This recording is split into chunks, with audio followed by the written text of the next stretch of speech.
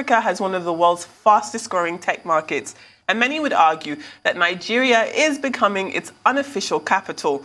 Here in the studio to speak on how technology is unearthing countless innovators and the role he is playing in this space is co-founder of Andela and Flutterwave, Iyinoluwa Aboyeji. Iyinoluwa, welcome to the morning show. Thank you for joining us. Thank you very much. First and foremost, we're wishing you a very happy birthday. Happy birthday. You're turning 30 today. Goodness gracious. Thank you. Thank you very much. You have achieved so much in your relatively short time on this earth. If we were to begin, I know we're going to get into Flutterwave and Andela, but first and foremost, tell us about the journey in you reaching this space. Was it always going to be technology? Was it always about unearthing new and unfounded things for you to see a career in? How did we get here?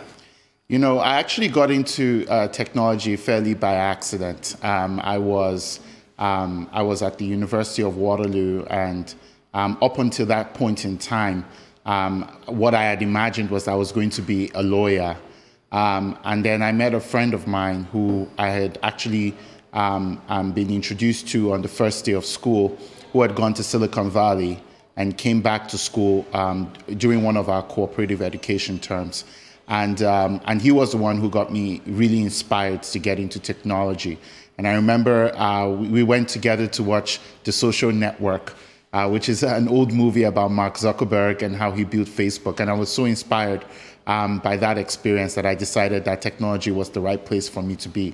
But as I grew in the industry, especially after doing a few companies that didn't quite work out, I started to discover the true power of technology to transform people's lives. And I think that has been what has kept me in the industry all this while, just looking at how, you know, without any huge capital investment, it's possible for you to transform the life of somebody by just passing knowledge across to them or by making it possible for them to do business with the world. And that has been my story in the technology space, really. How can we leverage these technology tools, the mobile internet, and all the amazing technology that we have access to today to transform people's lives. All right. Well, congratulations. You also made the cover of these days as one of Nigeria's leading techpreneurs. Well, congratulations on that. As the co-founder of Andela, while reading, I saw that before you resigned, the company raised $24 million Series B funding from investors, including, as you just mentioned, Facebook's Mark Zuckerberg and former US Vice President Al Gore. Well, talk us through how the company achieved that feat. So Andela was set up with the intention of identifying our brightest minds and putting them on a path to great careers in technology. And it actually, you know, had such a reverb effect on the ecosystem that it launched out, you know, 1,000 ships, as I like to call them, of remote working. And today, you know, before Andela, it was really hard for the average Nigerian youth to find jobs outside of the country. But now, thanks to Andela, thousands of Nigerians work remotely on the internet, outside of even Andela's own infrastructure for doing so, which is really a sign of how much we were able to shift the country's primary export, and I think most important export, which is human beings, to a more productive mode where they were able to be in Nigeria while working for global companies around the world. We were able to attract that investment because you know, the story there was we wrote a really cheeky but interesting piece in the Wall Street Journal saying, will the next Mark Zuckerberg come from Nigeria? And Mark and his team read that piece and were pretty intrigued by it. And my co-founder, Jeremy Johnson, as well as the other co-founders, we went out to meet with Vivian Wu, who was his investment director at the Chan Zuckerberg Initiative, and the rest is history. But I think ultimately, the reason why all these investors were investing was really boiling down to three things. The first thing is, you know, our young people are some of the most talented young people all over the world. We really are capable of anything. The second reason is that technology is making it possible for our young people to look outside of the geographical boundaries of the country and actually become part of our foreign exchange earners by being able to work from Nigeria anywhere else in the world. And I think the third reason was naturally because of the amazing leadership of the Andela team. and how quickly they were able to build this out into a category that is becoming very well established all over the world. Thank you so much. In addition to your experience with Andela, it's no secret that you're also the former managing director of Flutterwave, a company that is also comparatively very young, but in that short time has been able to be valued at around $1 billion. When you look at Flutterwave, for example, even though I know you're not directly connected to the platform anymore, how does that make you feel about the changing landscape in Nigeria specifically?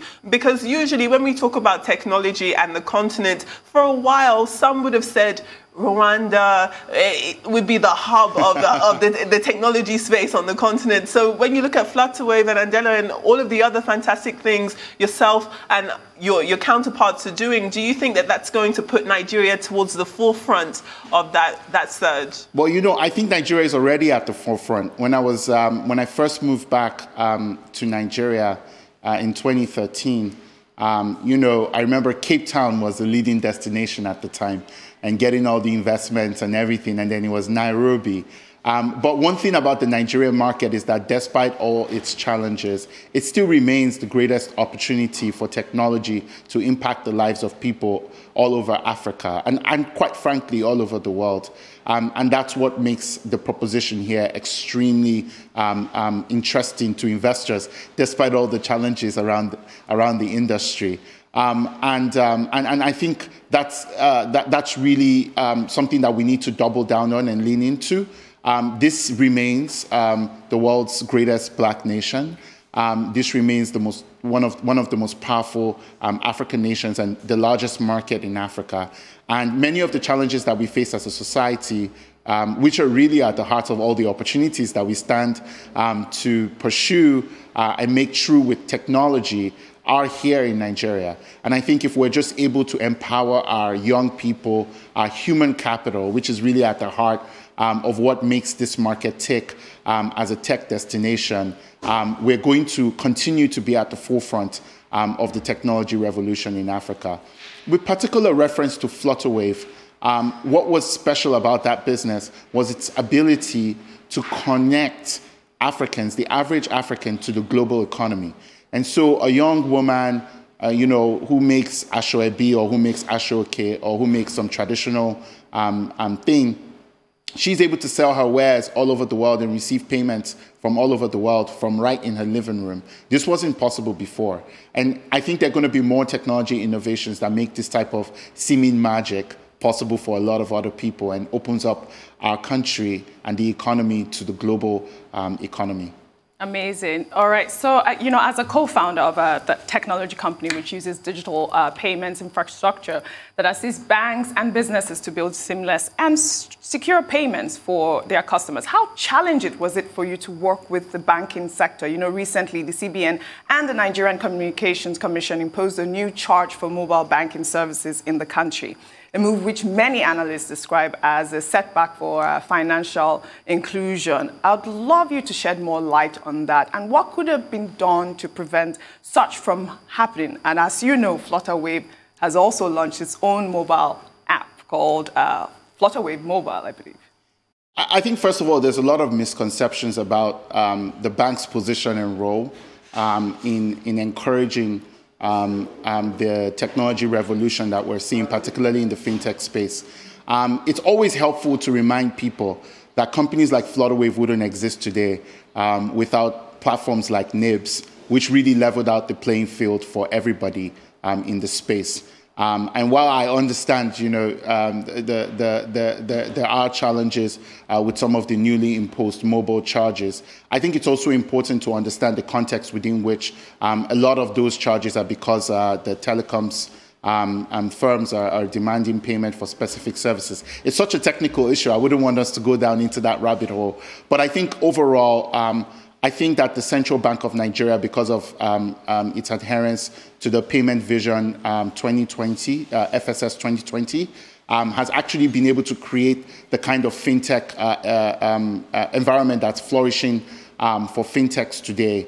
and it's worth giving them the credit for that. Absolutely. Iyinoluwa, I'm so sorry to have to interrupt you there. No, we no are problems. about to go on a short break, but not Absolutely. to worry. Once we come back from this break, we will continue on this discussion with Iyinoluwa. Stay with us.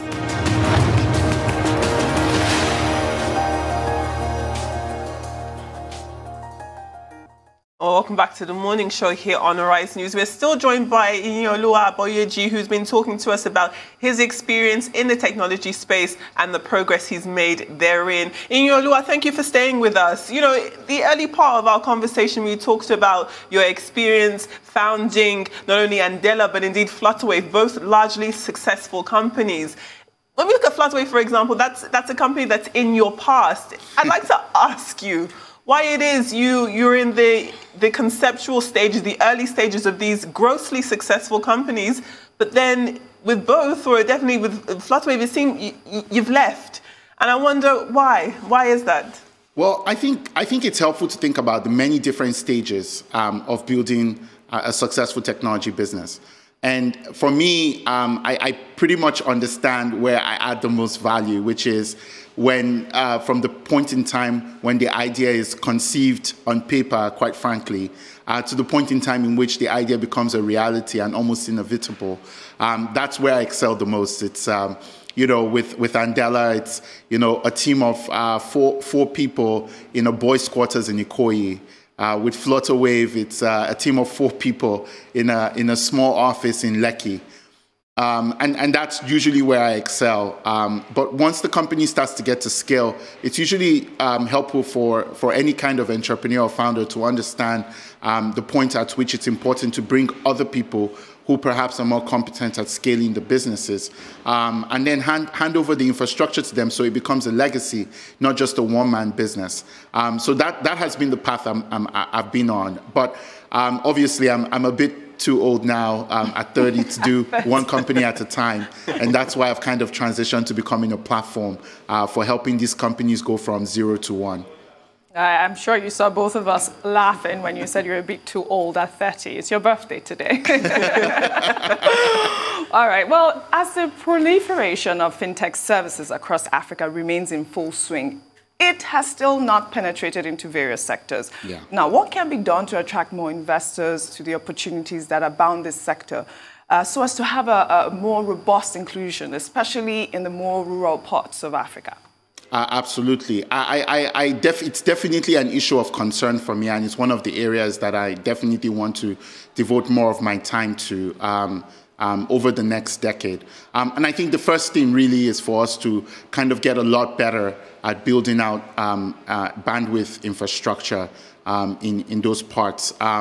You know, one of the projects that I've been pushing very heavily is a need for more C-fiber cable in the southern parts of the country outside of Lagos, because we have about 5 cables landing in Lagos and none anywhere in the south. And then the need for us to tap into satellite technology to beam internet into the north. But basically, us rethinking our bandwidth and infrastructure is the foundation. The next thing then is for us to kind of rethink the role of our universities and our schools in training young people when it comes to leveraging the use of technology. A simple initiative that I've been pushing for a number of years now is getting close to fruition is making sure every child in every university in Nigeria has a laptop. I think this could make a huge difference in terms of how young people are able to access the internet and able to learn what they need to be able to be part of this technology revolution.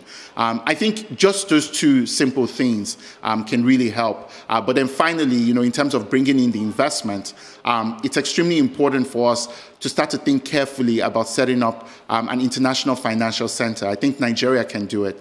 And what this international financial center can help us to do.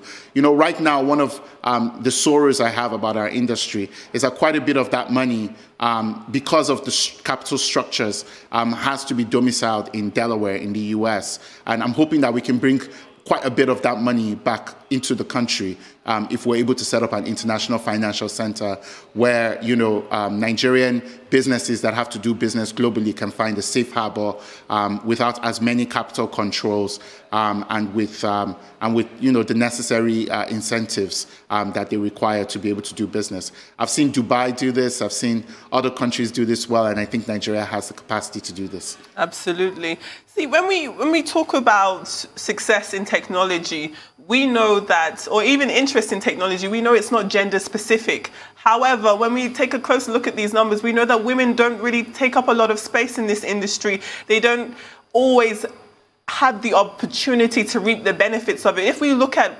women entrepreneurs here in Nigeria, for example, we know that they largely make up the informal sector. But when we talk about plans to make sure that we level the playing field among genders, what are your thoughts on that? I understand that you do have plans in place to finance women in specific types of companies. Can you give us some background on that? Absolutely. This is another issue that's particularly close to my heart, which is ensuring that there are more women in the technology space. It's primarily male-dominated at the moment, but I have a lot of hope because there are women in the space who are doing extremely well. Women like Oduenweniyi, women like Temi Giwa, and several others are actually taking up room in the space and doing extremely well. But I think we need to do more. This year, our firm committed $1 million in equity to women startups, and that's about the amount that we committed to all the entrepreneurs last year. So we're about to fund women alone just about as much as we funded entrepreneurs all of last year. And I think that's going to make a big difference. We're actually launching one of our first deals, first woman CEO deal today, an exciting correspondent banking company that's going to change the fintech landscape. And then, further on, in my engagement with a lot of female entrepreneurs, not all of them want to get into a capital-intensive business, like fintech or like technology per se. But they might be looking to start small businesses that can scale fairly rapidly on cash flows. And the right instrument for that is debt. And I'm looking to partner with a few banks that are focused on women to basically be able to provide concessionary loans to these women as they start up and scale up their businesses. And I hope other Nigerians will be encouraged to do the same once we have the structure together. That's completely amazing, and congratulations on that. Well, let's talk more on this fintech companies. Last week, the Central Bank of Nigeria listed 47 international money transfer operations in the country, and Flutterwave, along with PayPal, Western Union, and others made the list. At the same time, we have seen that African fintech companies like Flutterwave have collaborated with payment giants like PayPal in order to penetrate the global market. As much as these collaborations and inclusions are healthy, how can the African fintech companies be more independent and competitive? That's a great question. I think at the end of the day, the mindset we have to have when it comes to our own companies is that we have to set them up to go global. And setting up a company to go global is a confluence of multiple different factors. First of all, we have to really up our game when it comes to talent. Maybe enlist that diaspora to support us in terms of making sure that we have the talent that can help us to go global. Second of all, we have to think differently about how we allocate capital in our country. We have to prop up our global giants. Companies like Flutterwave, as well as many other companies that are looking to go global across multiple industries, have to be supported, and not necessarily in the way that we think of government support in terms of grants or concessionary loans or investments or things like that. But I think generally in terms of being able to identify their challenges to scale and also being there to be able to help them solve it. And to be fair, the Nigerian government has made quite a bit of effort, in always mentioning Flutterwave, supporting Flutterwave through every stage. And then I think finally, we got to get really, really intentional about putting forward our companies as global ambassadors of Nigeria and starting to include them as we think through trade agreements, as we think through our relationships with other countries. This is something that other countries do for their companies. And I think that if Nigeria can start to do that, put its best foot forward in terms of pushing forward its biggest companies and ensuring that they have a space on the global stage and their Nigerian cultural as well as economic exports that they should be, then I think it's going to really change the landscape. Fantastic. I mean, and in the theme of changing the landscape, I want to ask you, what is next for you? I mean, don't feel uncomfortable with this question. It's not like we're taking notes and I'm trying to do it before you do it. But oh, by all means, you should. When you look at the history, it seems as though Iyinoluwa is making some good decisions. So when you look ahead to the future, what is next for you? How far do you want this to go personally? What are your goals? No, I think for me, the next decade is really about, how do we start to rebuild the capital landscape for Nigerian entrepreneurs so that we can get the capital we need to double the GDP of this country. That's really my focus over the next 10 years. And, my platform of choice for doing that is the Fund for Africa's Future, also popularly known as Future Africa. What we do is we bring together a community of investors who are really serious about backing startups and innovators who are turning our continent's biggest challenges into global business opportunity. We've been doing small portions of this for the last 5 years, but now we've kind of gone full speed ahead on the mission. Over that period of time, we've accumulated about $50 million in assets under management, and we hope to rapidly accelerate that to $100 billion by the end of the decade. Well, I can see you achieving that. I mean, good luck with that as well. Yes.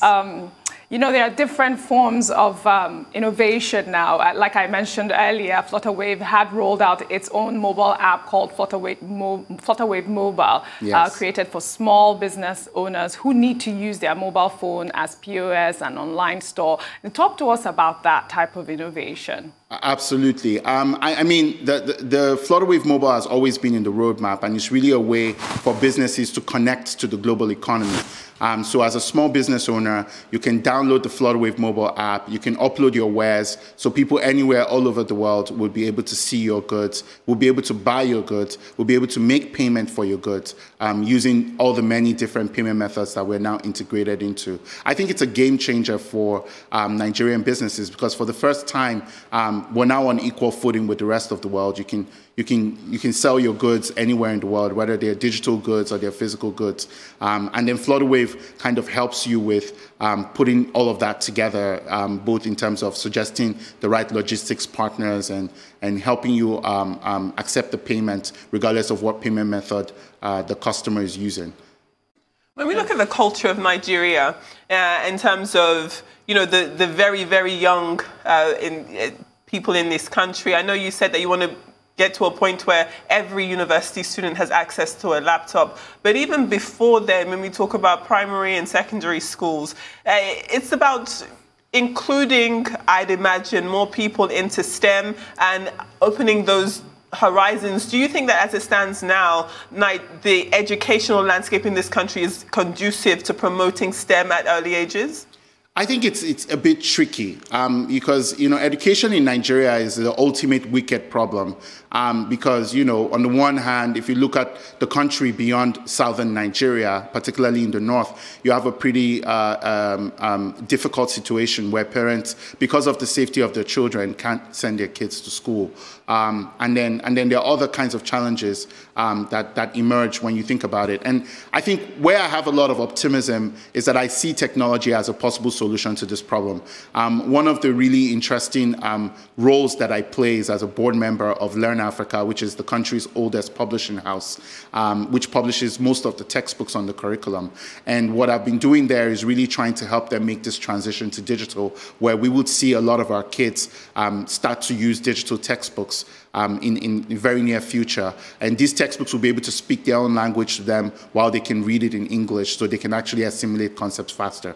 I really think that the government's ability to be able to leverage technology and work with technologists in the country that are passionate about the country's developmental goals could really accelerate this very quickly. Thank you so much, Iyinoluwa, and I wish you a successful birthday celebration today.